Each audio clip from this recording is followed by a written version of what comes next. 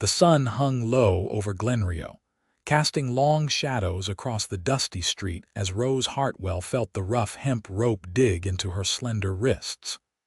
The auction block beneath her feet was worn smooth from years of similar transactions: cattle, horses, and occasionally, people like her.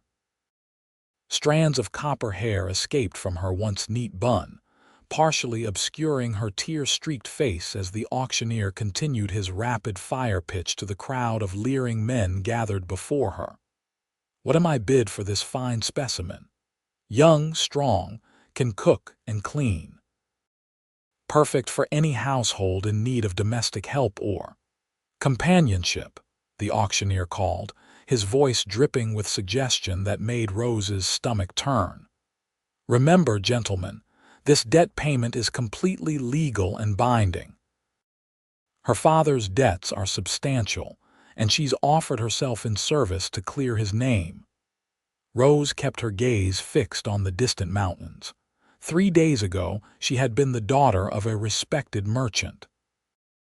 Now, after her father's sudden death and the discovery of his crushing gambling debts, she stood here property to be sold to the highest bidder.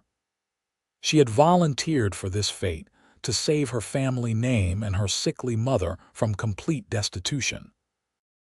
Better to sacrifice herself than watch her mother perish in poverty.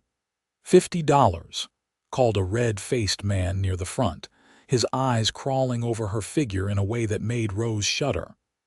$75, countered another, a thin man with yellowed teeth and fingers stained with tobacco. The bidding continued, each offer making Rose feel increasingly ill as she realized what sort of future awaited her. Her heart pounded painfully in her chest as the bids climbed past $100. $125. Shouted a portly man with a handlebar mustache and the stink of whiskey emanating from him. The auctioneer's gavel was raised, poised to seal her fate. $125 going once. $200. The crowd parted, and Rose's gaze fell upon the newcomer who had spoken. He stood tall among the others, his broad shoulders squared beneath a dust-covered duster coat. The wide brim of his Stetson hat shadowed his face, but she could see the determined set of his jaw and the intensity in his eyes as they met hers briefly. "Well now," the auctioneer drawled, clearly pleased by the generous bid. "We have 200 from Mr. Irwin." The cowboy Heath Irwin apparently stepped forward, his spurs jingling softly against the packed dirt. His expression remained unreadable as he reached into his vest and extracted a wad of bills. $200, he repeated, his voice deep and steady. "And I'll take her home right now." Rose felt her breath catch in her throat. There was something in his tone, not lechery or cruel anticipation, but something else she couldn't identify. The auctioneer's eyes gleamed with greed as he counted the bills. "Sold. To Mr. Heath Irwin for $200. As the rope binding her to the auction post was untied, Rose swallowed hard, uncertain if her fate would be any better with this stranger than with the other bidders. The cowboy approached and stood before her, finally removing his hat to reveal a face weathered by sun and wind, but younger than she'd initially thought, perhaps 30 years old. His eyes, a striking shade of blue, assessed her with an expression she couldn't read. "Miss," he said quietly, offering his hand to help her down from the platform. "My name is Heath Irwin. I have a ranch outside of town. You'll be safe there." Rose hesitated, her legs trembling beneath her worn calico dress as she cautiously placed her hand in his. His palm was rough with calluses, but his grip was gentle as he helped her down. "Why?" she whispered, her voice barely audible. "Why would you pay so much?" His expression softened slightly, though he glanced around as if to ensure they weren't overheard. "Let's get you out of here first," he said. "Then we can talk." He led her toward a sturdy wagon hitched to 2 chestnut horses, helping her climb onto the wooden seat before untying the reins and climbing up beside her. Rose sat rigidly, her hands clasped tightly in her lap, aware of the curious and sometimes resentful stares from the men who had lost their chance to purchase her. As Heath guided the horses away from the town center, Rose finally allowed herself to breathe. The air felt cleaner with each step the horses took away from the auction block, but uncertainty still gripped her heart. "Mr. Irwin," she began, her voice steadier than she expected.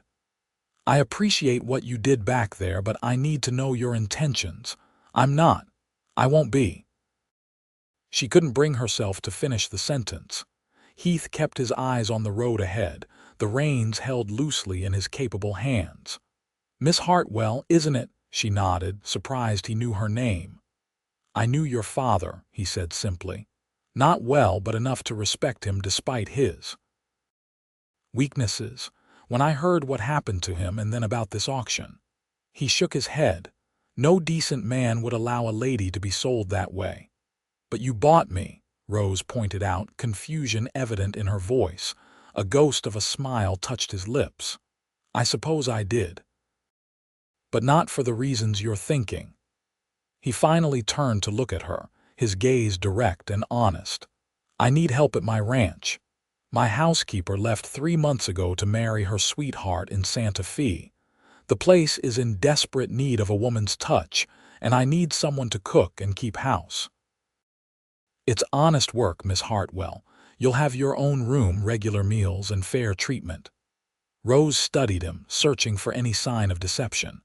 "And that's all you expect of me? Housekeeping?" "That's all," he confirmed. "I'll pay you a fair wage, too, beyond working off what I paid today." "You're not a slave, Miss Hartwell. Consider it more of an employment contract." Relief washed over her, followed quickly by suspicion. Such decency seemed too good to be true in a world that had shown her nothing but cruelty these past days. "Why would you do this for a stranger?" she asked. Heath adjusted his hat, seemingly uncomfortable with her questioning. "Let's just say I've seen enough injustice in this world to last a lifetime. Sometimes a man has to stand up and do what's right, even when it's not convenient." They traveled in silence for a while. The rhythmic clip-clop of hooves against the hard-packed dirt rode the only sound between them. The landscape changed gradually, the town giving way to open rangeland dotted with sagebrush and occasional stands of cottonwood trees. The setting sun painted the sky in brilliant hues of orange and purple. "It's about another hour to my ranch," Heath finally said. "Are you warm enough? I have a blanket under the seat if you need it." Rose shook her head. "I'm fine, thank you."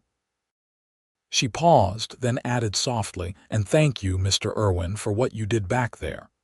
Whatever your reasons, you saved me from a fate I can't bear to think about." His expression softened. "No need to thank me, Miss Hartwell, and please call me Heath."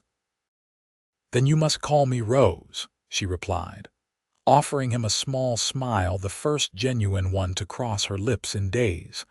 As they continued their journey, Rose felt some of the tension leave her body. She had no idea what awaited her at Heath Irwin's ranch, but she was beginning to believe it might offer her something she'd nearly lost hope of finding again: dignity. The wagon crested a hill, and Heath pulled the horses to a stop. "There it is," he said, gesturing toward the valley below. "Irwin Ranch." Rose followed his gaze and saw a sprawling property nestled against the base of a small mountain range. A large 2-story house stood proudly at the center, surrounded by several outbuildings, corrals, and what looked to be a bunkhouse. Cattle dotted the surrounding pastures, and a creek wound through the property, its water catching the last gleaming rays of sunlight. "It's beautiful," she breathed.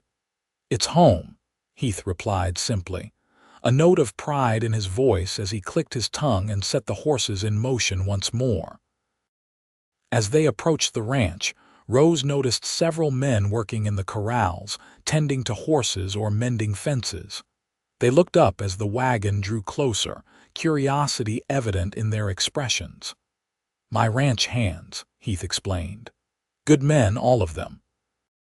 They'll treat you with respect or answer to me." He guided the wagon to the front of the house and set the brake before jumping down. Coming around to her side, he offered his hand to help her descend. Rose accepted it gratefully, her legs stiff from the long ride. The house was larger than it had appeared from a distance, built of sturdy timber with a wide covered porch wrapping around the front. Rocking chairs sat empty, swaying slightly in the evening breeze. "Come inside," Heath said, leading the way up the porch steps. "You must be exhausted and hungry." The interior of the house was spacious but clearly in need of a woman's touch, just as Heath had claimed. The furniture was solid and well made but haphazardly arranged. Dust covered many surfaces, and the large sitting room had a distinctly masculine feel, with mounted antlers on the walls and a gun rack beside the stone fireplace. "It's not much to look at right now," Heath admitted, removing his hat and hanging it on a peg by the door. "But it has good bones.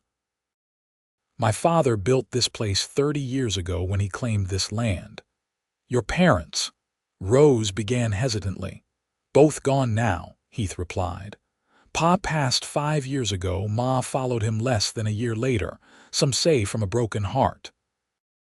"I'm sorry," Rose said softly, understanding the pain of loss all too well. Heath cleared his throat. "The kitchen's through here. Let me show you where everything is and then we can get some supper going. You cook, I presume?" Rose nodded. "Yes, I do. My mother taught me well." "Your mother," Heath said, pausing at the kitchen doorway. "I should have asked earlier. Is she?" "She's staying with my aunt in Denver," Rose explained. "She's not well, but at least she's cared for. I needed to clear my father's debts to save what little reputation our family has left." Heath's expression darkened. "Your father's creditors had no right to put you on that auction block, no matter his debts." "Perhaps not," Rose agreed wearily. "But they held the notes, and I had no other way to pay them." Heath seemed about to say something more, but instead gestured toward the kitchen. "Let's see what we can make for dinner. Then I'll show you to your room. You need rest." The kitchen, like the rest of the house, showed signs of bachelor living, clean enough but disorganized. Rose immediately began to assess what she had to work with, opening cupboards and checking the pantry. Despite the disorder, the kitchen was well stocked with staples. "You usually cook for yourself?" she asked, rolling up her sleeves. Heath leaned against the doorframe, watching her. "I manage. The ranch hands take their meals in the bunkhouse most days. But sometimes Mrs. Finley from town brings over food when she comes to help with the washing." "Well," Rose said, tying an apron she found hanging on a hook, "I may not be able to perform miracles tonight, but I can certainly put together a decent meal. Would you mind bringing in some fresh water from the pump?" For the first time, a genuine smile spread across Heath's face, transforming his features and lighting up his eyes. "Yes, madam," he said, grabbing a bucket from beside the door and heading outside. While he was gone, Rose quickly assembled what she needed to make a simple but hearty meal of beans, bacon, and cornbread. The familiar tasks of cooking helped center her, giving her a sense of purpose and normalcy that had been absent since her father's death. When Heath returned with the water, he stood in the doorway for a moment, watching her work. "You seem to know your way around a kitchen," he observed. Rose nodded, not looking up from the cornmeal she was mixing. "My mother believed every woman should know how to run a household, regardless of her station. She said it was foolish to depend entirely on servants." "Wise woman," Heath commented, setting down the bucket. As Rose continued preparing the meal, Heath excused himself to tend to the horses and check on his men. Left alone in the kitchen, Rose allowed herself a moment to reflect on the extraordinary turn her life had taken. This morning, She had awoken in a jail cell, awaiting her fate at the auction. Now, she found herself cooking dinner in the kitchen of a ranch owned by a man who, despite being a stranger, had shown her more kindness than anyone since her father's death. It was too soon to feel safe, she reminded herself. Too soon to trust. Yet there was something about Heath Irwin that inspired confidence, a steadiness, an integrity she sensed beneath his reserved exterior. By the time Heath returned, Rose had set the kitchen table with 2 places and had a simple but appetizing meal ready. She'd even found a half-wilted bunch of wildflowers in a forgotten vase and refreshed them, placing them at the center of the table. Heath paused in the doorway, taking in the transformation. "This is nice," he said, sounding almost surprised. "It's the least I could do," Rose replied, gesturing for him to take a seat. "After what you did today." They ate in relative silence at first, the awkwardness of their situation hanging between them. Eventually, Heath cleared his throat and spoke. "I should explain the arrangements," he said. "Your room is upstairs at the end of the hall. It was my mother's sewing room, but I've had a bed in there since Mrs. Finley started staying over occasionally to help with bigger household tasks. It's small but private." Rose nodded, grateful. "And my duties. Cooking, cleaning, mending, the usual household tasks," Heath replied. "The ranch hands take care of themselves mostly, though they wouldn't object to a decent meal now and then if you're so inclined. I'm usually out working from sunup to sundown." "I understand," Rose said. "Mr. Irwin Heath, I want you to know that I intend to work hard to repay your kindness. I won't be a burden." Heath's expression softened. "You're not a burden, Rose, and there's one more thing you should know." He set down his fork and looked directly at her. "I've set aside a portion of wages for you each week. Once you've worked off the $200 I paid today, which I reckon will take about 6 months at fair wages, you're free to go if you wish, or stay on as my housekeeper with full pay." Rose stared at him, stunned. "You'd let me leave?" "Just like that?" "You're not my prisoner," Heath said firmly. "Never think that. This arrangement is about giving you a chance to get back on your feet with your dignity intact, not about owning you." Tears pricked at Rose's eyes, and she quickly blinked them away. "Thank you," she whispered. "That means more than you know." After dinner, Heath showed her to her room as promised. It was indeed small but clean and comfortable, with a narrow bed, a chest of drawers, and a small window that looked out over the ranch toward the mountains. A washstand stood in one corner, complete with a pitcher and basin. "It's not much," Heath said apologetically, standing awkwardly in the doorway. "It's perfect," Rose assured him, truly meaning it. After the jail cell and the nightmare of the auction block, this modest room seemed like luxury. Heath nodded, seemingly relieved. "Well then, I'll leave you to rest. There's a lock on the door for your privacy. Breakfast is usually at sunrise, but take your time tomorrow. You've had a difficult day." "Good night, Heath," Rose said softly, "and thank you again." After he left, Rose sat on the edge of the bed, running her hands over the simple patchwork quilt. For the first time in days, she allowed herself to truly feel the grief of her father's death, the terror of the auction block, the relief of rescue, and the uncertainty of her new situation all washing over her in waves. She wept quietly, the tears a release rather than a surrender to despair.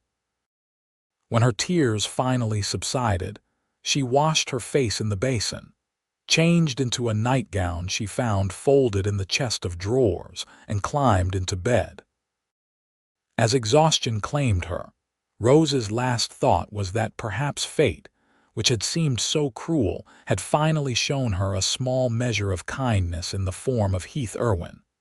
The early morning sun filtered through the thin curtains, rousing Rose from the deepest sleep she'd had in weeks. For a moment, disorientation gripped her as she took in the unfamiliar surroundings, But then the events of the previous day came flooding back. She was at Heath Irwin's ranch, saved from the auction block, but now indentured to a man she barely knew. Rose dressed quickly in her only other dress, a faded blue cotton garment that had seen better days. She pinned her hair into a neat bun and took a deep breath, preparing to face her first day in her new role. Determination coursed through her veins. Whatever happened, she would work hard and maintain her dignity. The house was quiet as she made her way downstairs, suggesting that Heath had already departed for his daily work. In the kitchen, however, she found a note weighted down by a coffee pot on the table. "Miss Hartwell, gone to check the north pasture. Coffee is hot. Make yourself at home. Will return for midday meal." H. Irwin. The simple consideration of leaving hot coffee touched Rose unexpectedly. She poured herself a cup, savoring the rich aroma before taking a sip. It was strong but good, clearly prepared by someone who knew their way around a kitchen better than the state of the house suggested.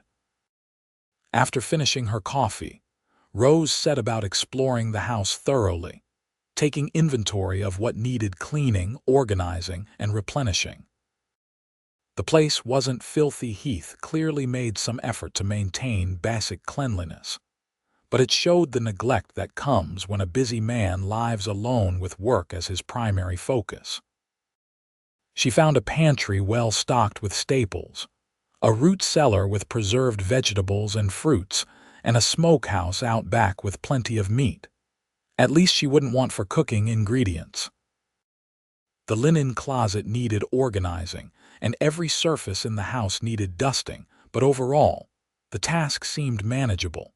By mid-morning, Rose had swept all the downstairs floors, dusted the sitting room, and started a batch of bread dough to rise. She was washing windows in the front room when she noticed a rider approaching the house. For a moment, fear clutched at her heart. Had someone from town come to challenge Heath's purchase, to take her away? The rider dismounted at the hitching post, and Rose relaxed slightly when she saw it was an older woman carrying a basket. She watched as the woman climbed the porch steps and knocked firmly on the door. Wiping her hands on her apron, Rose went to answer, schooling her features into a polite expression despite her apprehension. "Good morning," she said as she opened the door. The woman, silver-haired and sturdy-looking, blinked in surprise. "Well now, who might you be?" "I'm Rose Hartwell," she replied, lifting her chin slightly. "Mr. Irwin hired me as his housekeeper." Understanding dawned on the older woman's face, followed by something that looked suspiciously like approval. "So he did it," she murmured, more to herself than to Rose. Then more loudly, "I'm Martha Finley, dear. I help out around here sometimes." Rose stepped back, inviting her in. "Please come in, Mrs. Finley. Mr. Irwin mentioned you. He's out checking the north pasture but should be back for the midday meal." Martha entered, setting her basket on the table and giving the kitchen an appraising look. "I see you've already started putting things to rights. Good. This place has needed a woman's touch, something fierce, since Heath's mother passed." Rose offered her coffee, which Martha accepted gratefully. As they sat at the kitchen table, Martha studied Rose with keen eyes. "So, how exactly did Heath come to hire you, dear?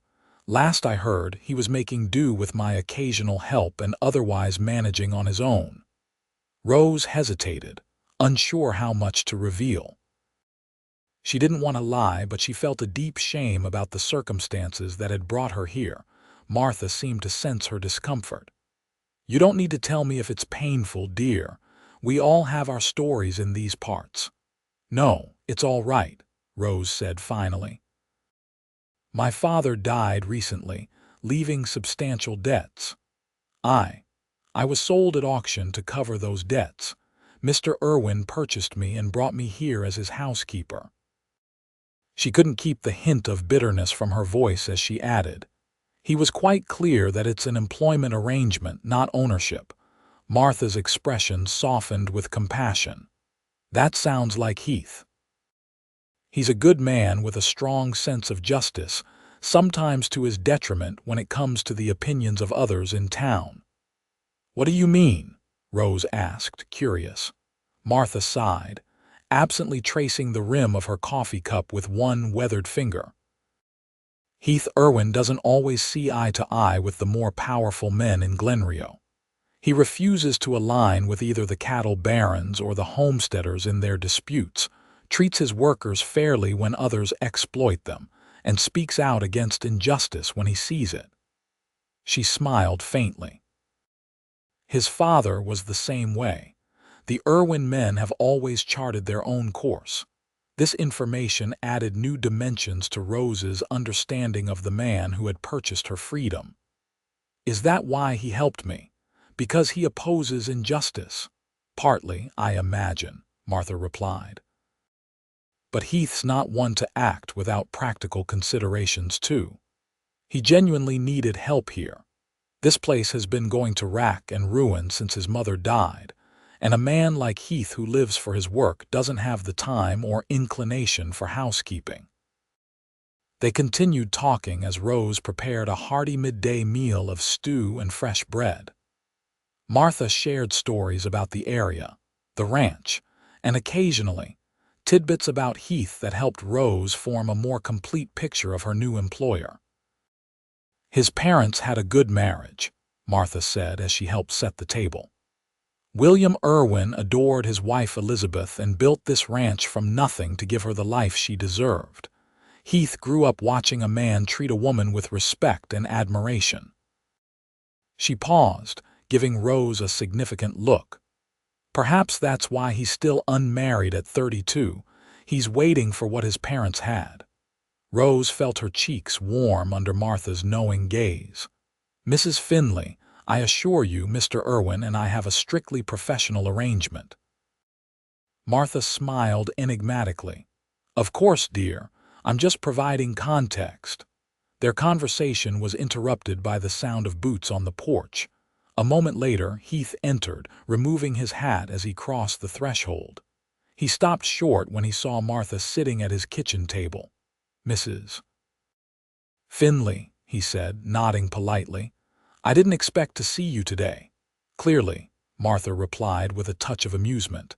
I came to bring you some preserves, not knowing you'd already found yourself a housekeeper. She stood, gathering her shawl. But now that I see you're in capable hands, I'll be on my way. You're welcome to stay for the meal, Rose offered, gesturing to the stew simmering on the stove. Martha shook her head. Thank you, dear, but I should get back to town. My husband will be wondering where I've gotten to. She patted Rose's hand. I'll come by again soon.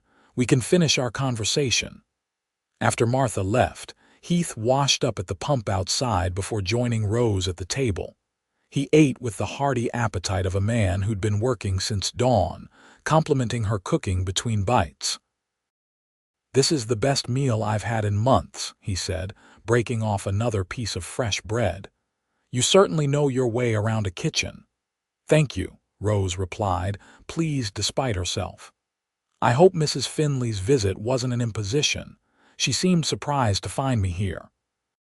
Heath paused, his expression turning slightly guarded. What did she tell you? Just some history about the ranch and the area, Rose answered truthfully.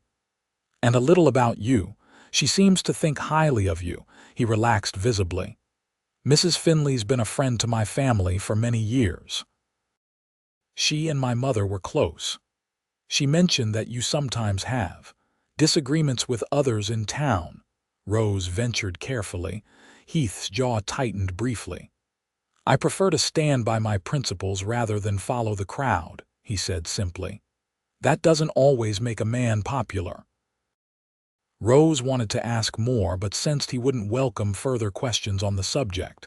Instead, she changed the topic. I've started organizing the house. Is there anything specific you'd like me to prioritize? I trust your judgment, Heath replied. Though I do have a small library off the sitting room that could use some attention if you have time. Books all in disarray since Ma passed.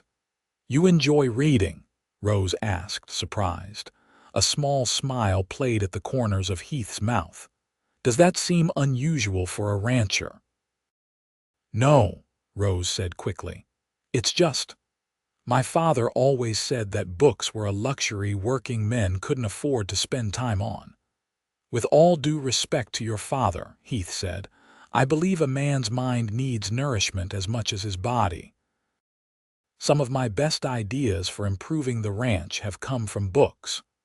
Rose felt a new respect blooming for this complex man who seemed to defy the expectations she'd formed of Western ranchers. I'll tend to the library tomorrow, she promised. After Heath returned to his work for the afternoon, Rose continued her cleaning, tackling the sitting room and starting on the stairs. By evening, her muscles ached from the unaccustomed labor, but she felt a sense of accomplishment seeing the visible improvement in the house. Heath returned as darkness fell, bringing with him one of his ranch hands, a young man he introduced as Tom Sullivan, who needed help with a cut on his hand. Rose cleaned and bandaged the wound with supplies from a medical kit Heath retrieved from a cabinet. You have a gentle touch, Miss Hartwell, Tom said gratefully as she secured the bandage. Most cowpokes would have just slapped some whiskey on it and told me to stop bellyaching. Heath watched from the doorway, his expression unreadable. After Tom left, he helped Rose put away the medical supplies. You handled that well, he observed. Have you had nursing experience? Rose nodded. My mother was often ill. I learned to tend wounds and fevers from necessity. Another useful skill, Heath commented. You're proving to be a valuable addition to the ranch already. The praise warmed her unexpectedly, and Rose found herself smiling. I'm glad to be useful. They shared another meal, this time with conversation flowing more naturally between them. Heath told her about his cattle operation, the challenges of ranching in the often harsh environment, and his hopes for expanding his herd with better breeding stock. Rose, in turn, shared stories of her life before her father's death, the small town in Missouri where she'd grown up, her education at a ladies' seminary, and her mother's gentle guidance in preparing her for what they had assumed would be a conventional future as a wife and mother. And now, Heath asked as they finished their coffee, what do you hope for your future once your debt to me is paid? The question took Rose by surprise. She hadn't allowed herself to think that far ahead, focusing instead on survival. I'm not entirely sure, she admitted. Perhaps I could save enough to bring my mother here from Denver, find a small place of our own. Heath nodded thoughtfully. A worthy goal. The West can be harsh, but it also offers opportunities for those willing to work for them. He rose from the table.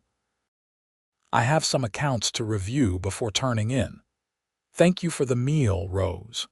You're welcome, Heath, she replied, the use of his given name still feeling strange on her tongue.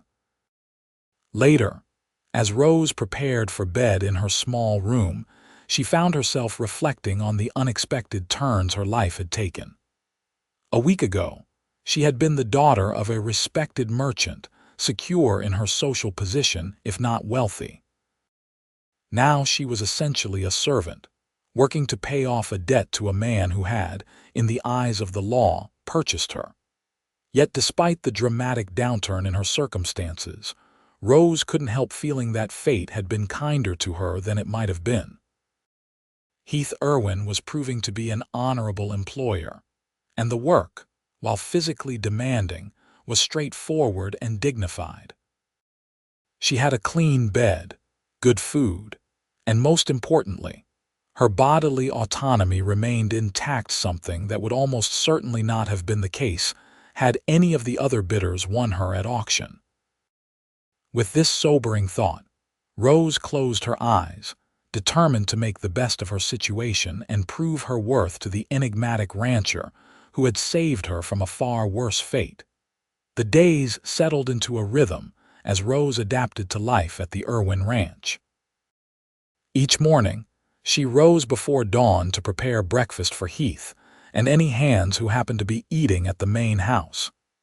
Heath would depart with the sunrise, leaving Rose to her household duties, which she approached with methodical determination. Gradually, the house began to transform under her care. Dust disappeared from long neglected corners. Linens were washed and pressed, curtains mended and rehung, floors polished to a warm glow. The library, as promised, received her special attention. The small room contained an impressive collection of books on topics ranging from cattle breeding and land management to history, philosophy, and even some volumes of poetry. Rose spent several evenings organizing the shelves, discovering in the process that Heath's literary tastes were remarkably similar to her own. By the end of her second week at the ranch, Rose had made significant progress in restoring order to the house. One evening, as Heath returned from a long day of work, she watched his expression as he entered the front door, taking in the transformation. "This place hasn't looked this good since my mother was alive," he said quietly, running his hand along the polished banister of the staircase. "I found some of her things," Rose ventured. "Embroidered tablecloths and some dried flowers pressed in books. I hope you don't mind that I've put them out." Heath's eyes softened as he noticed the small touches that reminded him of his mother: an embroidered doily beneath a lamp, a framed sampler on the wall that had been stored away in a chest. "I don't mind," he said, his voice rough with emotion. "It's good to see them again." That night at dinner, Heath surprised Rose by asking if she would read aloud from one of the books in the library. "My mother used to do that in the evenings," he explained, somewhat self-consciously. "Said it civilized the place." Rose selected Wordsworth's poems, and after the dishes were cleared away, they sat in the sitting room, Heath in a leather armchair, Rose on the settee while she read by lamplight. The domesticity of the scene struck her as both strange and comforting. For a brief time, the circumstances that had brought her to this house faded away, and she could almost imagine this was a normal evening in a normal home. As weeks turned into a month, Rose's interactions with Heath remained mostly limited to meals and occasional evenings spent reading. He was unfailingly polite, but maintained a certain reserve that Rose found difficult to penetrate. He never mentioned the auction or the circumstances of her arrival, for which she was grateful, but his reticence extended to personal matters as well. Despite sharing his home, Rose realized she knew very little about the man himself beyond what Martha Finley had told her and what she could observe. One afternoon in late May, as Rose was hanging laundry on the line behind the house, she noticed a commotion in the corral. Several of the ranch hands were gathered around a large black stallion that was rearing and bucking as Heath attempted to calm it. "Easy, Shadow," she heard Heath say, his voice low and soothing as he approached the agitated horse. "No one's going to hurt you." The stallion's eyes rolled wildly, showing white, and it lashed out with powerful hooves. One of the hands called out a warning, but Heath was already sidestepping the strike. His movements were fluid and confident, never showing fear despite the obvious danger. Rose found herself holding her breath as she watched Heath gradually calm the magnificent animal. His patience seemed inexhaustible as he spoke to the horse in that same gentle tone he sometimes used with her when she seemed distressed. Eventually, the stallion allowed Heath to approach and place a hand on its quivering neck. The transformation was remarkable, the wild-eyed, dangerous creature gradually relaxing under Heath's steady presence. "That's it," Heath murmured. "We understand each other now, don't we?" Later, when Heath came in for the evening meal, Rose couldn't help commenting on what she'd witnessed. "You have a way with horses," she said as she placed a plate of roast beef and potatoes before him. That stallion seemed ready to kill anyone who came near him, but you weren't afraid. Heath looked up, surprise evident in his expression. You were watching while hanging the laundry, Rose confirmed. It was impressive. A faint flush colored Heath's tan cheeks. Shadows had a hard life. Previous owner beat him, used a cruel bit. He doesn't trust easily, but he's worth the patience. Best bloodlines I've seen in these parts. Like people, Rose said thoughtfully. Sometimes the ones most difficult to reach are the ones most worth knowing. Heath's gaze met hers, something unreadable flickering in his eyes before he looked away. Perhaps, he said simply, turning his attention back to his meal. The following day brought Rose's first trip to Glenrio since the auction. Heath needed supplies that wouldn't fit in a saddlebag, and Rose needed fabric to make curtains for the kitchen and new dish towels.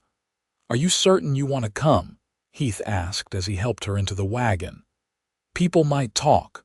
Rose squared her shoulders. "I can't hide forever. Besides, I need to select the fabric myself." The ride to town was pleasant, the late spring weather mild and the landscape bursting with wildflowers.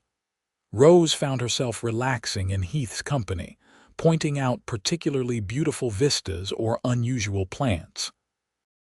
Heath, for his part, seemed to enjoy her observations, occasionally adding information about the land or sharing childhood memories of exploring the area.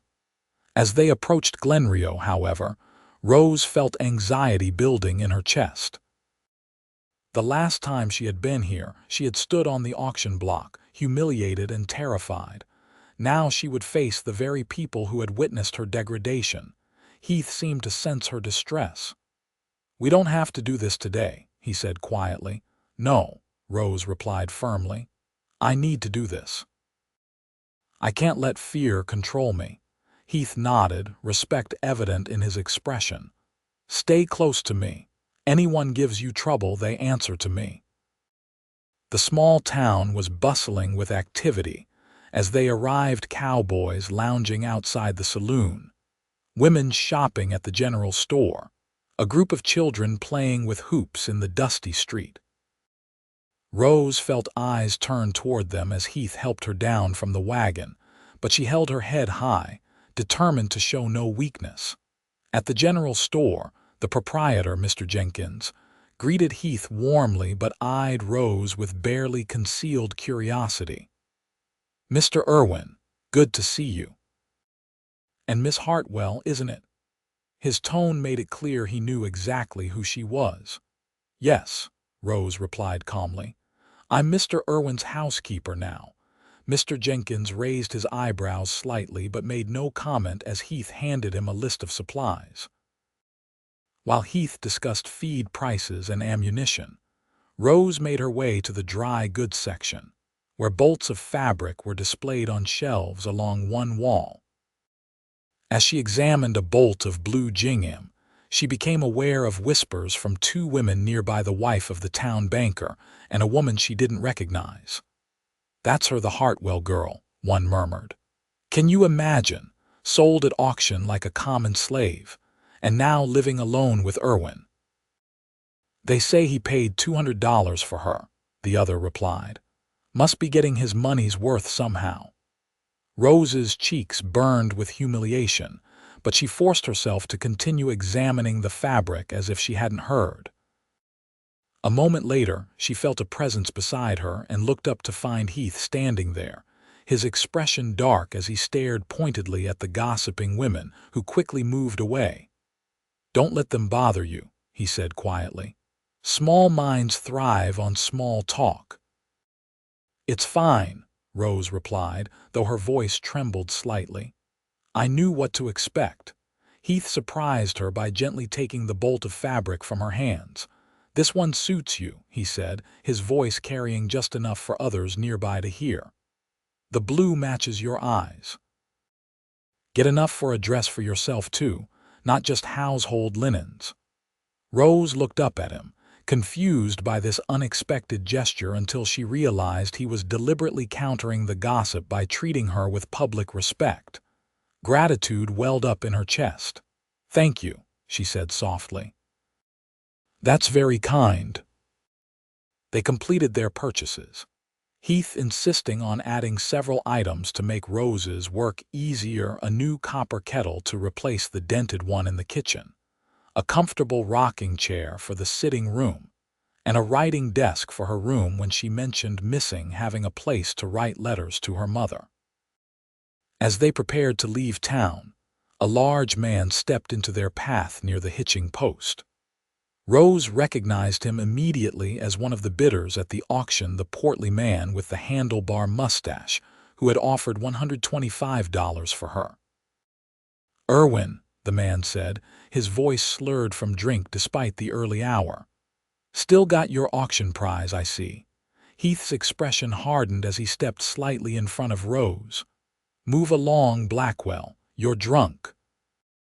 "Just making conversation," Blackwell replied with a leer in Rose's direction. "Wondering if you might consider renting her out when you tire of her. I'm still interested in what I bid on." Before Rose could react, Heath had grabbed Blackwell by his shirt front and slammed him against the nearest post. "Miss Hartwell is my employee and under my protection," he said, his voice dangerously quiet. "Speak of her that way again and you won't walk away from it. Understand?" Blackwell's face reddened, whether from anger or lack of oxygen Rose couldn't tell, but after a tense moment, he nodded. Heath released him with a slight shove and turned back to Rose, his expression still tight with anger. "Let's go home," he said simply, helping her into the wagon with careful hands that belied the violence they had displayed moments before. The ride back to the ranch was silent at first, Heath's jaw clenched and his shoulders tense as he guided the horses. Finally, Rose broke the silence. "Thank you for defending me," she said quietly, "but please don't risk yourself on my account. Men like that aren't worth it." Heath's grip on the reins loosened slightly. "You're worth it," he said, his voice rough with emotion. Then, clearing his throat, he added more formally, "No one speaks that way about anyone under my protection." Rose studied his profile, the strong line of his jaw, the determination in his eyes. "You're a good man, Heath Irwin." He glanced at her, something vulnerable flashing briefly across his face before his expression settled back into its usual reserve. "I try to be," he said simply. That evening, after supper was cleared away, Heath surprised Rose by asking her to join him on the porch. The night was warm, stars beginning to appear in the darkening sky as they settled into rocking chairs side by side. "I'm sorry about today," Heath said after a while. "I should have anticipated Blackwell might cause trouble. He has a grudge against me from a land dispute years back." "It's not your fault," Rose assured him. "And truthfully, I expected worse. The stares and whispers I can endure." Heath nodded, his gaze fixed on the distant mountains.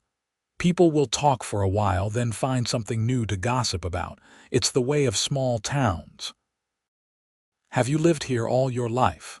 Rose asked, realizing how little she knew about him despite their daily proximity. "Born and raised," Heath confirmed.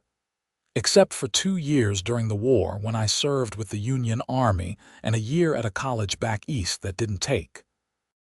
A wry smile crossed his face. "My father wanted me educated, but I missed the land too much to stay away." "You fought in the war?" Rose asked, surprised. Heath would have been very young during the Civil War. "Last 2 years," he said. "Lied about my age to enlist when I was 16. My father was furious when he found out, but my mother convinced him to let me go."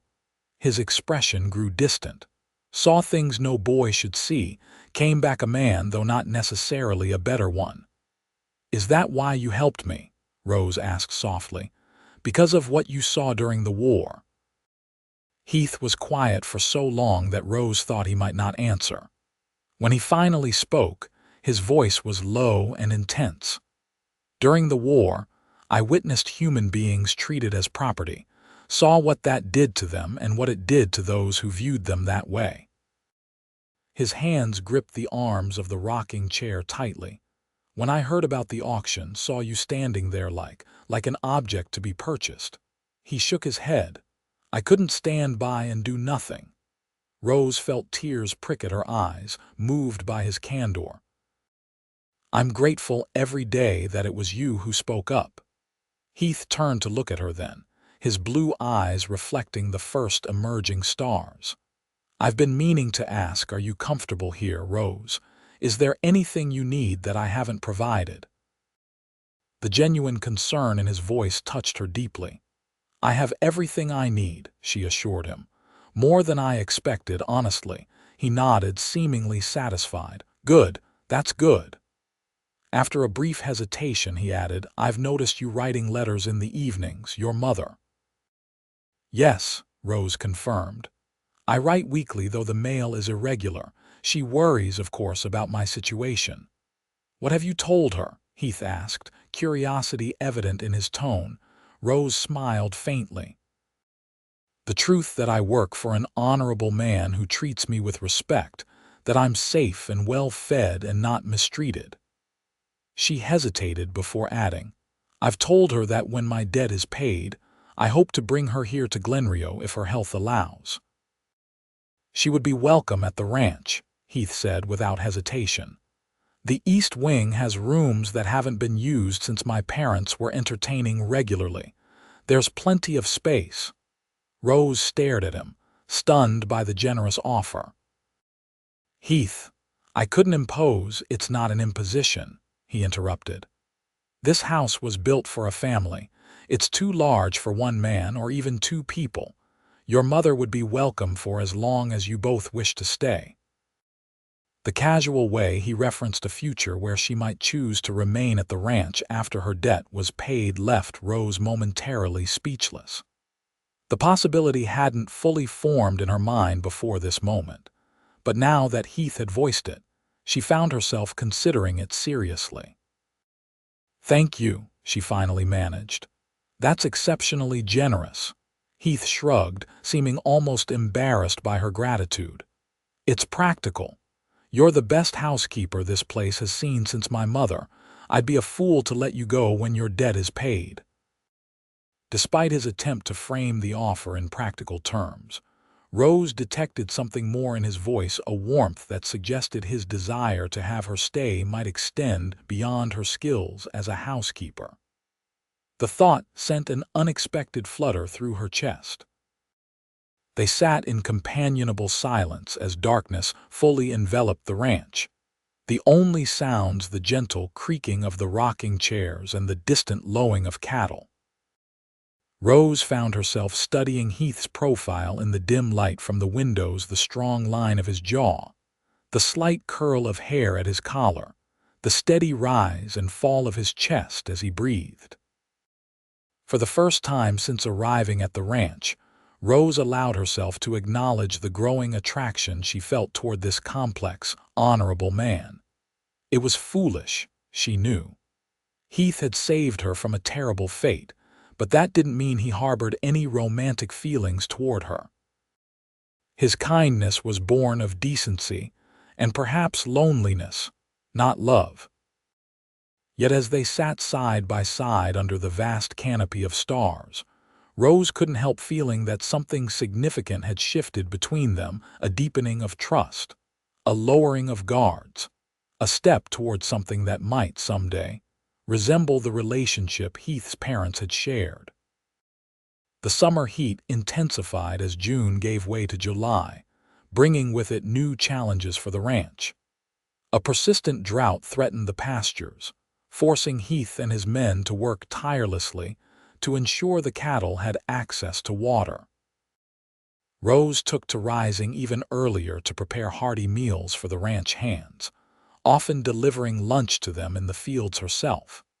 On one such afternoon, she rode out on a gentle mare Heath had designated for her use, carrying baskets of food to where the men were clearing a blocked creek bed.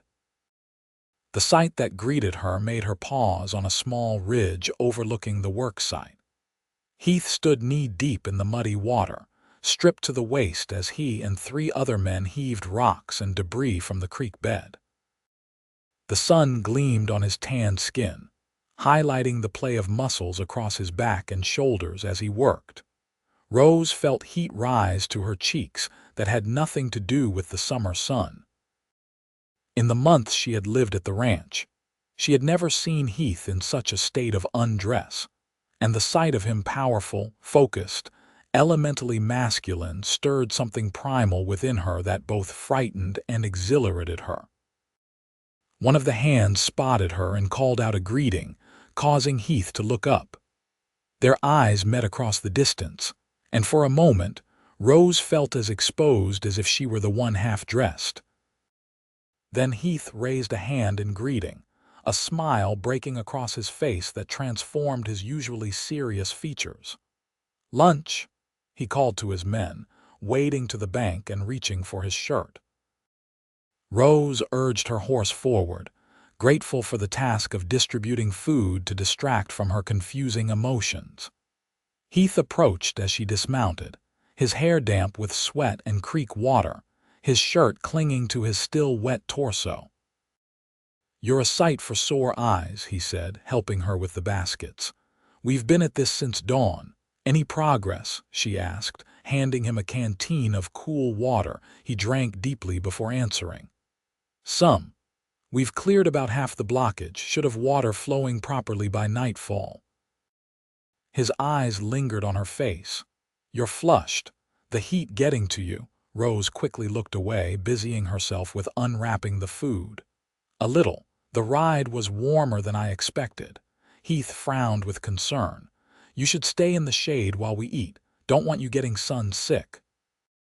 His solicitude only intensified Rose's awareness of him, but she nodded agreement and moved to the shade of a large cottonwood tree.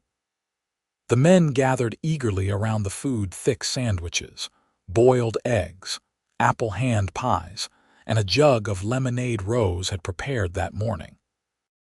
As they ate, the conversation flowed easily among the ranch hands, with good-natured teasing and stories exchanged. Rose observed the easy camaraderie between Heath and his men, noting how different he seemed here compared to his more reserved manner at the house. Here, among men who respected him not for his position but for his willingness to work alongside them, Heath laughed more freely and spoke more openly. "Miss Hartwell," one of the younger hands, Danny, she recalled, addressed her. "The boss says you used to live back east.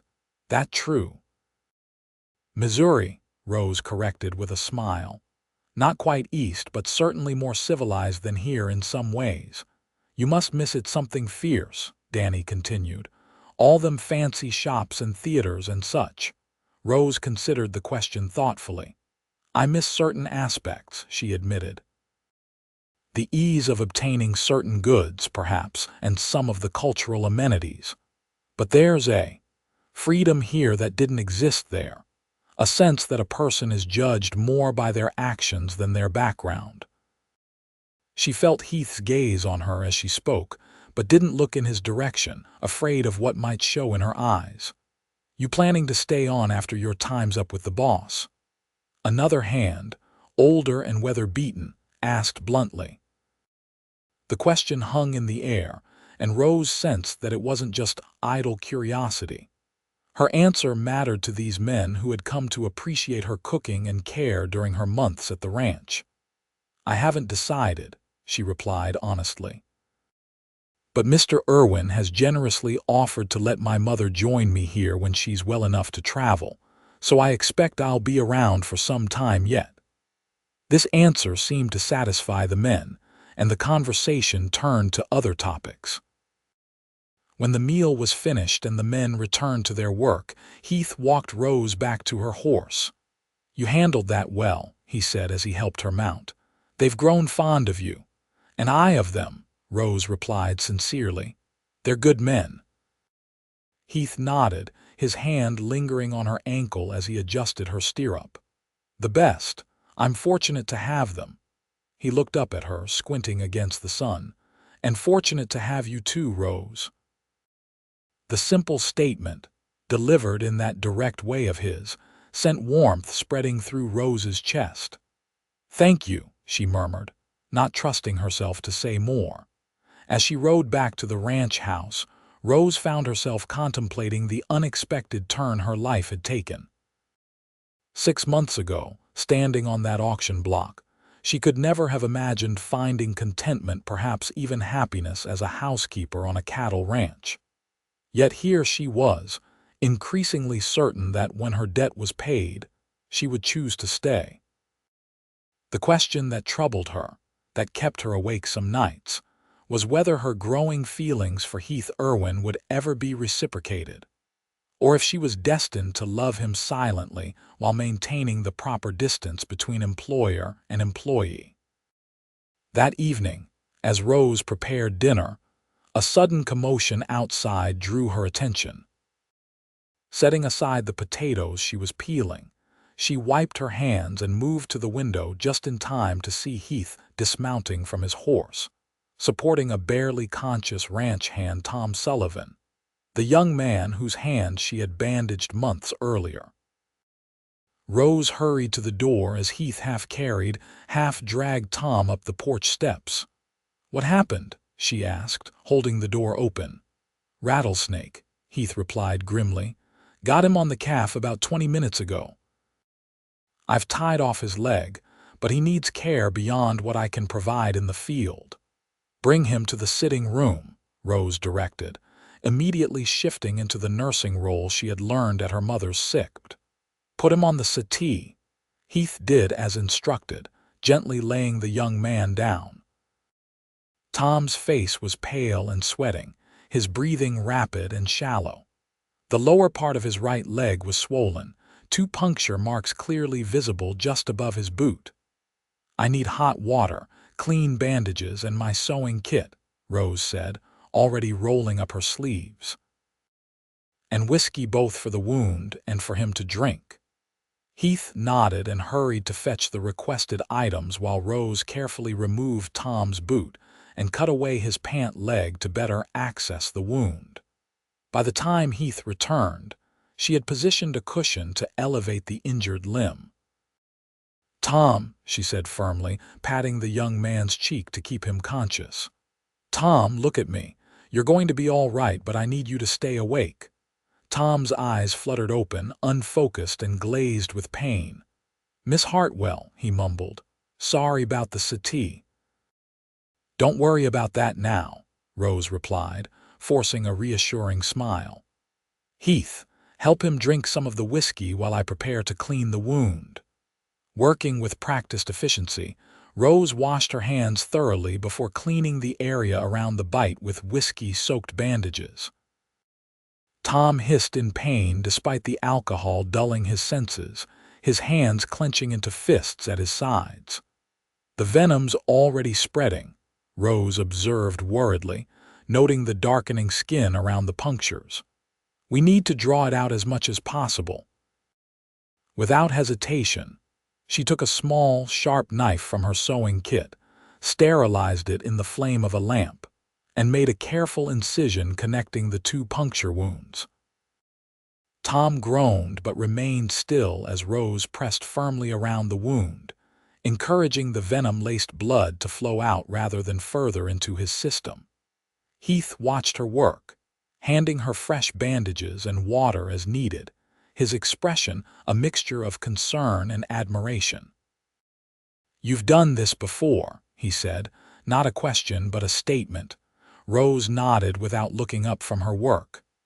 "My cousin was bitten when we were children. My mother treated him similarly." She continued to work on Tom's leg, cleaning the wound thoroughly before applying a poultice of herbs she had gathered and dried during her first weeks at the ranch. "This will help draw out any remaining venom and reduce the swelling," she explained as she wrapped the leg with clean bandages. When she had done all she could, Rose finally sat back, wiping her brow with her forearm.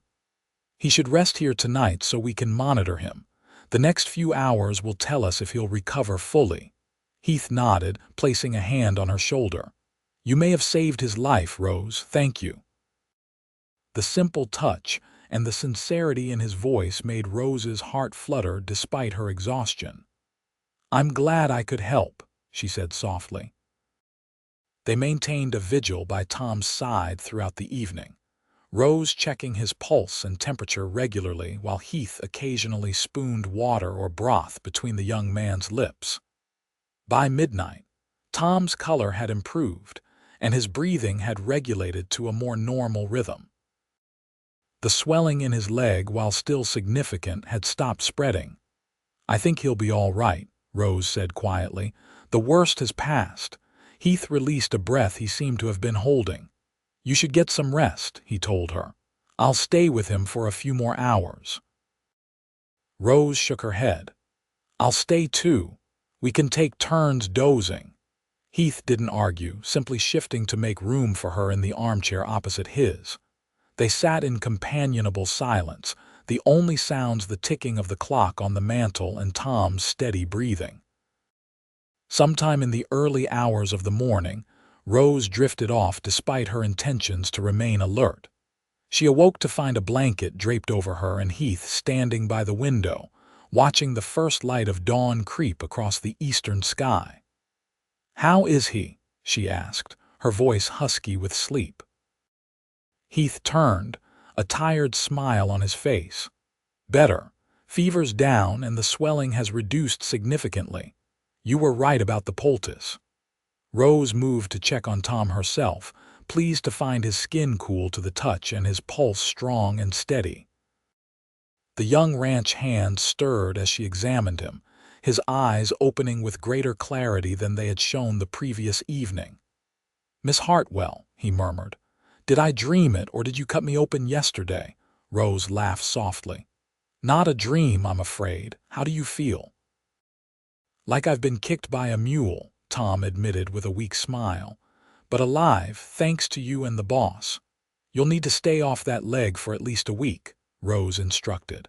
"And no riding for 2 weeks minimum." Tom grimaced but nodded acceptance of her orders. "Yes, madam." After preparing a light breakfast for all three of them, Rose insisted that Heath get some proper rest while she continued to tend to Tom. Heath initially protested, but ultimately relented when she pointed out that he would be no use to his ranch hands if he collapsed from exhaustion. "Call me if his condition changes," Heath said as he reluctantly headed upstairs to his bedroom. "I will," Rose promised, "but he's out of danger now. Sleep well." Later that afternoon, after arranging for 2 of the ranch hands to transport Tom to his bunk in the bunkhouse where the other men could keep an eye on him, Rose finally found time to change out of her blood-stained dress and wash up properly. As she scrubbed her hands in the basin, she caught her reflection in the small mirror above her washstand. The woman who gazed back at her was almost unrecognizable from the frightened, desperate girl who had stood on the auction block 6 months earlier. This woman's face showed confidence, purpose, and a quiet strength born of adversity overcome. Her hair, once meticulously arranged according to the latest fashion, was now simply braided for practicality, and her skin had taken on a healthy glow from occasional work in the garden she had started behind the house. But the most significant change was in her eyes. The fear and uncertainty that had clouded them for so long had given way to something else, a clarity of purpose, a sense of belonging, and, most dangerous of all, love. Rose could no longer deny what her heart had known for weeks. She had fallen in love with Heath Irwin not out of gratitude for her rescue, though that remained, but because of the man he had revealed himself to be day by day. Honorable, hard-working, intelligent, and possessed of a gentleness that belied his physical strength. The realization should have terrified her. She was still, technically, in his employ, bound to him by a debt that would not be fully paid for several more months. Any expression of her feelings would be inappropriate, possibly even seen as an attempt to improve her position through inappropriate means. Yet as Rose stared at her reflection, she felt a curious calm settle over her. Her love for Heath might never be returned, might never even be expressed aloud, but it existed nonetheless, giving shape and meaning to her days in a way she had never expected to find after the auction. "I love him," she whispered to her reflection, testing how the words felt on her lips. "I love Heath Irwin." The admission, even spoken only to herself, lifted a weight from her heart. Whatever the future held, she would treasure these months at the ranch not as a time of servitude, but as the period when she discovered her own strength and capacity for love. A knock at her door startled Rose from her reverie. "Rose," Heath's voice called. "Are you all right?" Rose quickly smoothed her hair and opened the door to find Heath standing there, his face lined with concern. He had clearly just woken from his rest, his hair tousled and his shirt only partially tucked in. "I'm fine," she assured him. "Just washing up after tending to Tom. He's back in the bunkhouse now, resting comfortably." Heath studied her face, seemingly searching for signs of exhaustion or distress. "You should rest too," he said. "You've been up for more than a day." "I will," Rose promised, "but I should prepare something for dinner first." Heath shook his head firmly. "Not tonight. I've asked Mrs. Finley to bring something over. She'll be here shortly." Rose was about to protest when she realized how bone-weary she truly was. The adrenaline that had sustained her through the crisis had ebbed, leaving her limbs heavy and her mind foggy with fatigue. "Thank you," she said simply. "That was thoughtful." Heath continued to look at her with an intensity that made her heart rate quicken despite her exhaustion. "What you did for Tom." He began, then paused, seeming to struggle with his words. "Rose, you're remarkable." Most women would have fainted at the sight of such a wound, let alone had the knowledge and courage to treat it. Rose felt warmth rise to her cheeks at his praise. "I only did what was necessary. Anyone would have—" "No," Heath interrupted gently. "Not anyone. You're special, Rose. Extraordinary, really." The admiration in his voice made Rose's breath catch in her throat. For a moment they stood in silence, the air between them charged with unspoken feelings. Heath took a half-step closer, close enough that Rose could see the individual flecks of darker blue in his eyes, the slight stubble on his jaw from missing his morning shave. "Rose, he began, but was interrupted by the sound of a wagon approaching outside. The moment shattered, Heath stepped back, his expression closing off. "That'll be Mrs. Finley," he said, his voice returning to its usual measured tone. "I should go down to meet her." "Of course," Rose replied, trying to hide her disappointment. "I'll be down shortly." As Heath turned to leave, Rose couldn't help wondering what he had been about to say before the interruption. Had he felt it too, that connection, that pull between them? Or was she simply projecting her own newly acknowledged feelings onto ordinary concern from an employer for a valuable employee? With a sigh, Rose turned back to her wash basin to finish cleaning up. Whatever Heath had been about to say would remain unspoken for now, another mystery in the complex relationship they shared. The weeks following Tom's snake bite brought subtle but significant changes to the dynamic between Rose and Heath. Though neither spoke of the moment that had passed between them outside her bedroom door, a new awareness colored their interactions. Heath sought her company more frequently in the evenings, not just for reading but for conversation, asking her opinions on ranch matters and listening attentively to her responses. Rose, for her part, found herself growing bolder in sharing her thoughts, no longer seeing herself merely as his housekeeper but as a valued companion. August arrived with relentless heat that scorched the pastures and tested the ranch's water supplies. The cattle grew restless, and the ranch hands worked double shifts to keep them watered and prevent strays from wandering too far in search of greener grazing land. One particularly sweltering evening, as Rose finished cleaning the kitchen after dinner, Heath appeared in the doorway with an unexpected proposal. "Would you like to go for a ride?" he asked. "There's a place I'd like to show you, somewhere cooler than this house." Rose wiped her hands on her apron, surprised by the invitation. "Now, it's nearly dark," Heath nodded. "The best time to see it. We won't go far, and I promise to have you back before it's fully dark." Curiosity piqued, Rose agreed, quickly changing into her riding skirt and blouse. When she returned downstairs, Heath was waiting with two saddled horses, his sturdy chestnut gelding and her gentle mare. They rode in companionable silence, following a narrow trail that wound up into the foothills east of the ranch house. As they climbed, the air noticeably cooled, bringing welcome relief from the stifling heat of the valley. The trail eventually opened onto a small plateau overlooking the ranch and the surrounding countryside, with mountains rising majestically to the east and the vast open range stretching westward as far as the eye could see. "It's beautiful," Rose breathed, dismounting to better appreciate the view. Heath secured the horses to a nearby tree before joining her at the edge of the plateau. "My father used to bring me here when I was a boy," he said.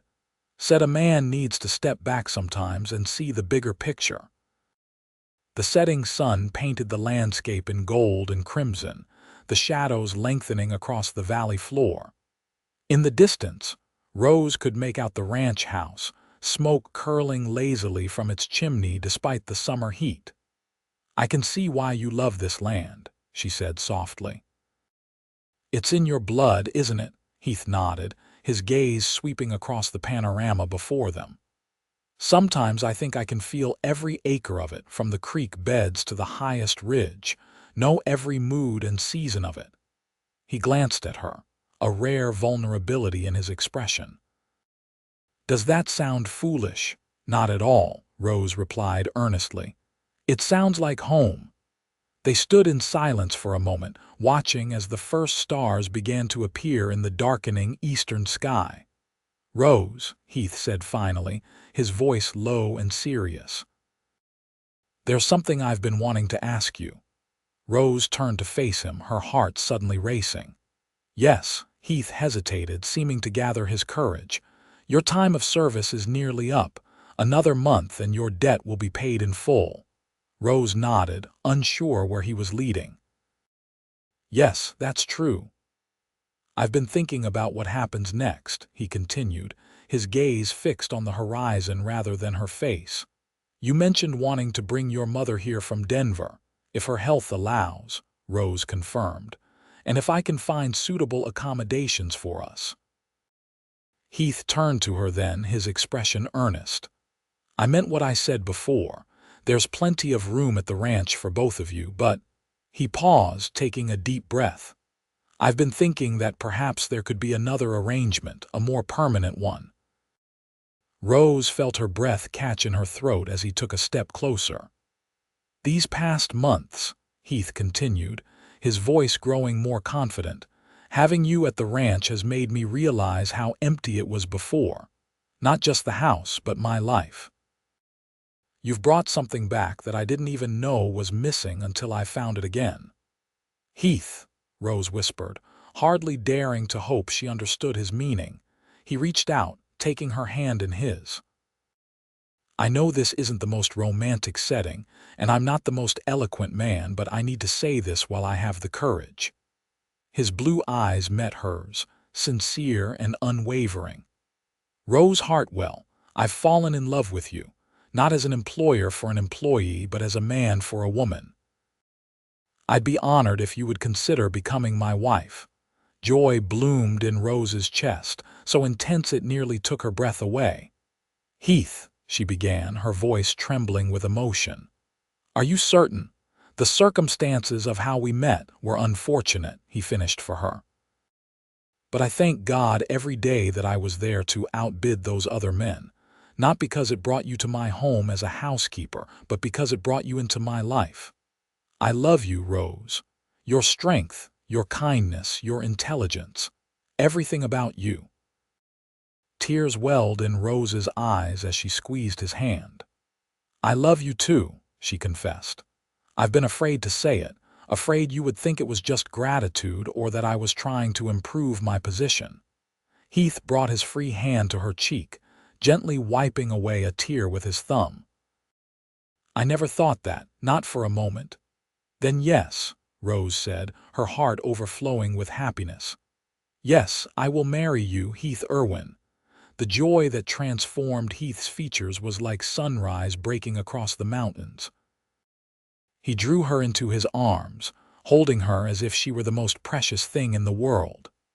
When he finally lowered his lips to hers, Rose felt as though she had truly come home at last. Their kiss was tender at first, tentative, but quickly deepened as months of unspoken longing found expression. Heath's arms tightened around her waist, drawing her closer until she could feel the strong, steady beat of his heart against her chest. Rose wound her arms around his neck, fingers threading through his hair as she surrendered to the sweetness of his embrace. When they finally parted, Heath rested his forehead against hers, his breathing uneven. "I've wanted to do that for a very long time," he admitted, a smile in his voice. "So have I," Rose confessed, feeling bold in the wake of their shared declaration. Heath stepped back slightly, reaching into his vest pocket to withdraw a small object. "I have something for you," he said. "It was my mother's." In his palm lay a delicate gold ring with a small but exquisite diamond at its center. "Pa gave this to Ma when he asked her to marry him," Heath explained. "She left it to me, said I should give it to the woman who would make this house a home again." Rose's eyes filled with fresh tears as Heath slipped the ring onto her finger. It fit perfectly, as if it had been made for her. "It's beautiful," she whispered. "I'll treasure it always." As darkness settled around them, Heath reluctantly suggested they return to the ranch. "Though I'd happily stay here all night with you," he added with a smile that made Rose's heart skip a beat. The ride back was filled with quiet conversation and occasional laughter, as they shared thoughts and feelings that had remained unspoken for too long. Heath spoke of his hopes for their future together, expanding the ranch, perhaps starting a family, making improvements to the house. Rose shared her own dreams, including bringing her mother to live with them and perhaps starting a small school for the children of ranch hands and nearby homesteaders. "You'd make a wonderful teacher," Heath said as they approached the ranch house. "The children would adore you." "And you'll make a wonderful father someday," Rose replied softly, blushing at her own boldness. Heath's smile in response was everything she could have hoped for, tender, loving, full of promise for the future they would build together. As they dismounted in front of the house, Heath surprised Rose by sweeping her into his arms for one more kiss before they went inside. "I love you, Rose Hartwell," he murmured against her lips. "Soon to be Rose Irwin." "I love you too," she replied, marveling at how naturally the words came now that the barrier between them had fallen. "More than I ever thought possible." The wedding took place 6 weeks later on a perfect September day, with the aspen trees beginning to turn gold against the deep blue of the mountain sky. Martha Finley had helped Rose create a simple but elegant wedding dress from ivory silk, ordered specially from Denver. Heath, looking handsome and slightly nervous in a new suit, waited for her at the altar of Glenrio's small church, his ranch hands serving as groomsmen. To Rose's delight, her mother had been well enough to make the journey from Denver, arriving a week before the ceremony. Hannah Hartwell, frail but determined, had embraced Heath with tears in her eyes, thanking him repeatedly for saving her daughter from a terrible fate. Heath had responded with characteristic simplicity. "Sir, your daughter has saved me as much as I saved her." The townspeople of Glenrio, initially skeptical about the match, had gradually come to accept it as they witnessed the obvious love between the couple during their visits to town. Even Mr. Jenkins, who had been among the most judgmental, offered the couple a generous wedding gift of fine china. After a brief honeymoon to Denver, where Heath insisted on buying Rose several new dresses and books for the ranch library, they returned to the ranch to begin their life together as husband and wife. As winter approached, bringing cooler temperatures and occasional early snows, the Irwin ranch took on a festive atmosphere. Rose, with Hannah's help, transformed the house for the holiday season, hanging evergreen boughs and ribbons, baking special treats, and planning a Christmas celebration that would include all the ranch hands who couldn't travel home to their families. On Christmas Eve, as snow fell gently outside, Heath and Rose sat before the fire in the sitting room, his arm around her shoulders as she leaned comfortably against his chest. Hannah had retired early, leaving the newlyweds to enjoy a quiet moment together. "Happy?" Heath asked, pressing a kiss to her temple. Rose nodded, snuggling closer. "Happier than I ever imagined possible." She placed her hand over his where it rested on her shoulder. "Do you ever think about that day, the auction?" Heath was quiet for a moment before answering. "Sometimes." Not with regret, never that, but with gratitude. If not for that terrible day, we might never have found each other. "God works in mysterious ways," Rose murmured, echoing a phrase her mother often used. "Indeed he does," Heath agreed. He shifted slightly, turning to face her more directly. "I have something for you, an early Christmas gift." From beside his chair, he retrieved a small package wrapped in brown paper and tied with string. "It's not much," he said as he handed it to her, "but I thought you might like it." Rose unwrapped the gift carefully to reveal a small, leather-bound journal. Opening it, she found the pages blank except for an inscription on the first page in Heath's neat handwriting. "For Rose Irwin, to record our story as it unfolds. May the chapters ahead be filled with as much love and joy as you have brought into my life. With all my heart, Heath." Tears welled in Rose's eyes as she traced the words with her fingertips. "It's perfect," she whispered. "Thank you." "I thought," Heath said, somewhat hesitantly, "that someday our children might want to know how their parents met and fell in love. Even the difficult parts are worth recording because they led us here." Rose set the journal aside carefully before turning back to her husband with a radiant smile. "Speaking of children," she said, taking his hand and placing it gently against her stomach, "there may be someone interested in that story sooner than we thought." Heath's expression transformed from confusion to wonder as her meaning became clear. "Rose, are you saying?" She nodded, her heart full to bursting with joy at the happiness spreading across his face. "The doctor confirmed it yesterday when I went into town. We're going to have a baby, Heath, in early summer." With a cry of delight, Heath gathered her into his arms, holding her as if she were the most precious treasure on earth. "A baby," he repeated in awe. "Our baby." As they sat together before the fire, planning and dreaming about the child who would join their family, Rose reflected on the extraordinary journey that had brought her to this moment. From the despair of the auction block to the joy of Heath's love, from uncertainty to security, from isolation to belonging, her life had transformed in ways she could never have imagined. That terrible day, when she stood waiting to be sold. Heath seemed to read her thoughts as he increasingly could these days. "You know," he said softly, "when I said I'll take her home that day, I had no idea I was bringing my future wife, the mother of my children, the love of my life, home with me." "And when I heard those words," Rose replied, resting her head against his shoulder, I had no idea they would lead me not just to safety, but to the truest happiness I've ever known.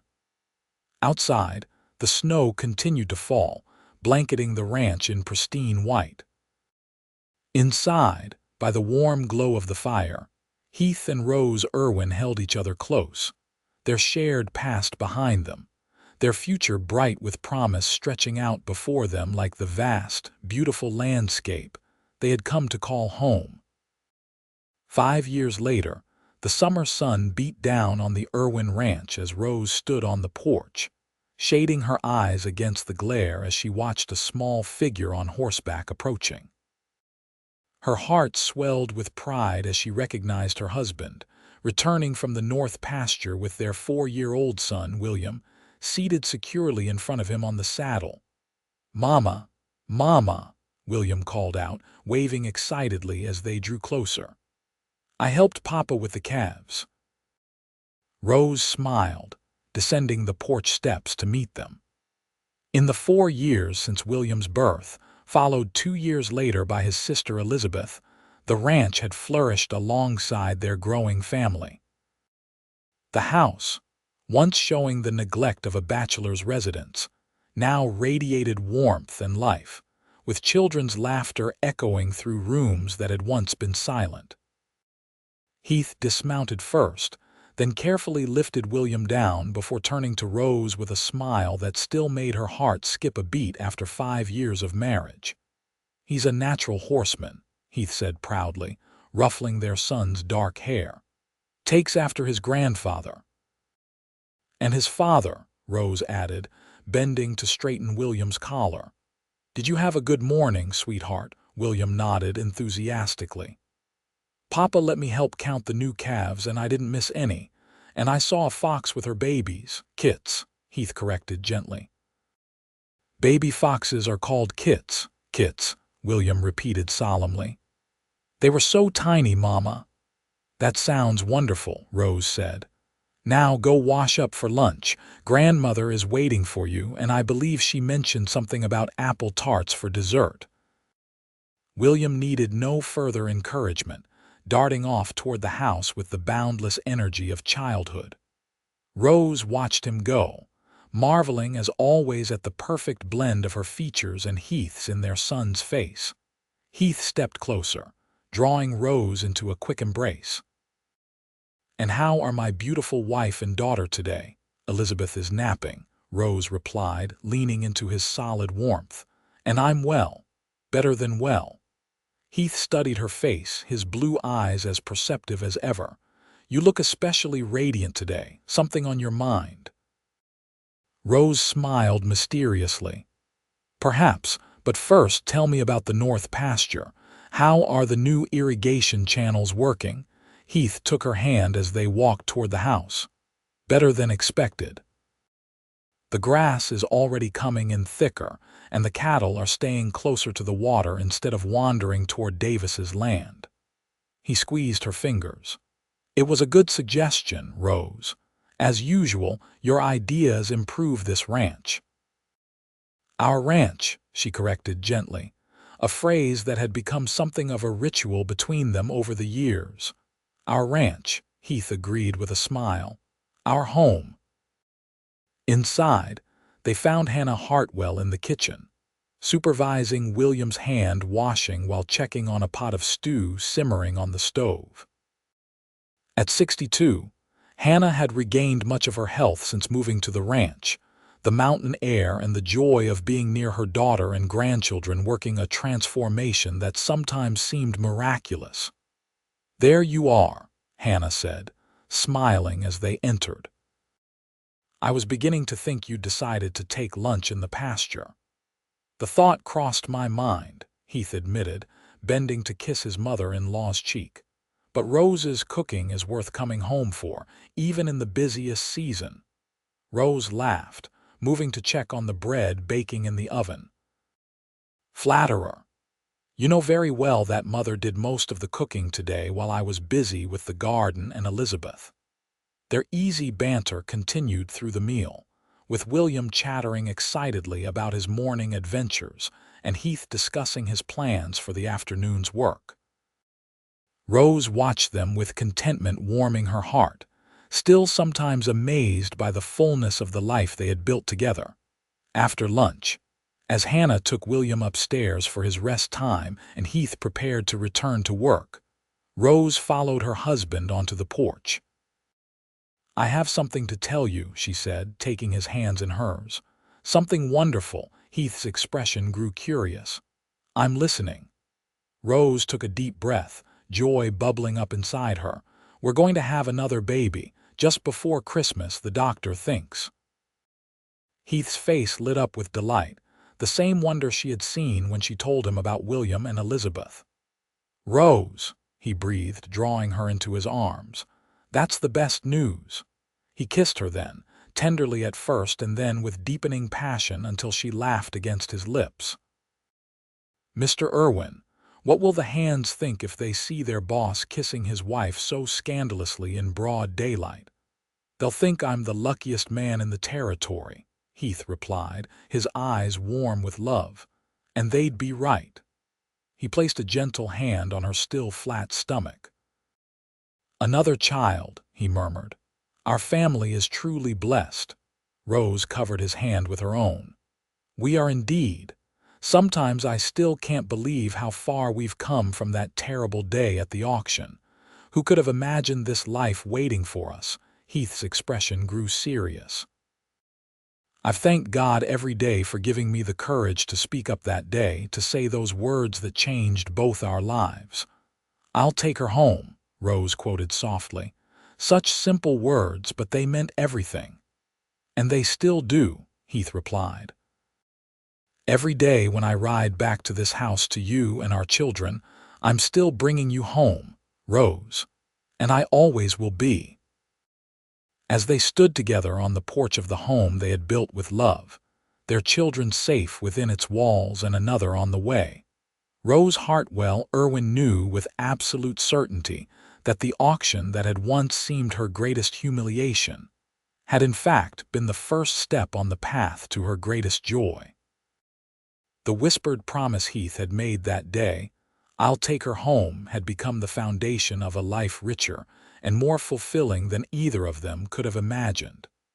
Not just a physical home of timber and stone, but a home built of love, respect, and shared dreams, a true home of the heart. And as Heath reluctantly pulled away to return to his work, promising to be back for supper, Rose watched him go with the serene knowledge that their story, which had begun in such unlikely circumstances, would continue to unfold in beauty and love for many years to come.